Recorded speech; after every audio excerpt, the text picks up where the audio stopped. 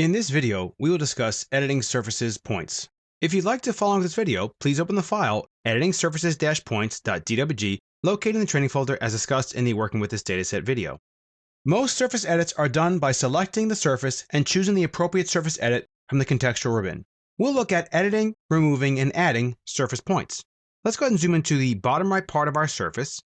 Now let's say if we had contours displaying and they weren't displaying kind of exactly the way they should be, just because they didn't get enough points in this area, you could actually add surface points. Let's go ahead and select the surface, and we'll go ahead and pick on Edit Surface, and here are all the different point options. Remember, whatever point edits we make or additions, do not change or edit the Civil 3D Cocoa points in any way, shape, or form. They will still be the Civil 3D Cocoa points that they were, whether or not they came from a survey database or were created in the drawing, and you are not making edits to those actual points. These are surface points. So let's go ahead and click on Add Point, and let's go ahead and just verify. I'll right click on my O-snaps and let's turn midpoint. I just want to add some points to, let's say, the midpoint to just kind of get some extra points for better triangulation. We'll go ahead and click on here. Notice the command line window. It says new elevation point 103.17075. This is the exact location where I snapped. So it actually does grab the elevation. So if you have 3D points and you want to add just, let's say, the points to your drawing, you could just do it that way as well. I'll press enter. Notice how the triangulation goes right to that point there. Let's go ahead and do the same thing over here.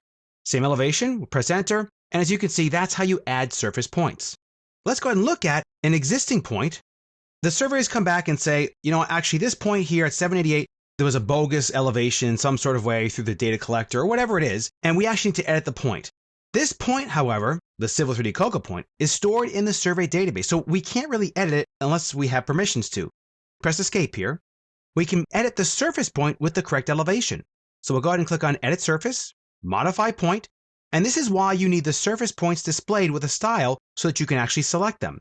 Press enter. It does tell you the elevation, and let's say the true elevation is 102.98. So we'll type in 102.98, press enter, and although it looks like nothing happened, I'll press escape here. If we hover over this, you'll notice that the elevation is right on there, okay?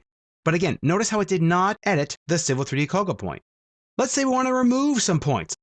I still want to maybe keep a survey point, but I want to remove it from the surface because it no longer is necessary. We'll go ahead and click on the Edit Surface dropdown, and we'll go ahead and click on Delete Point. And now you're picking the actual surface point. Press enter. Notice how that gets deleted immediately. So those are some quick and easy ways to make surface edits using points. Navigate to the surface properties. And with any kind of surface edits, they're all stored in the actual surface here. We could remove entries. We could just toggle them off with Civil 3D surfaces.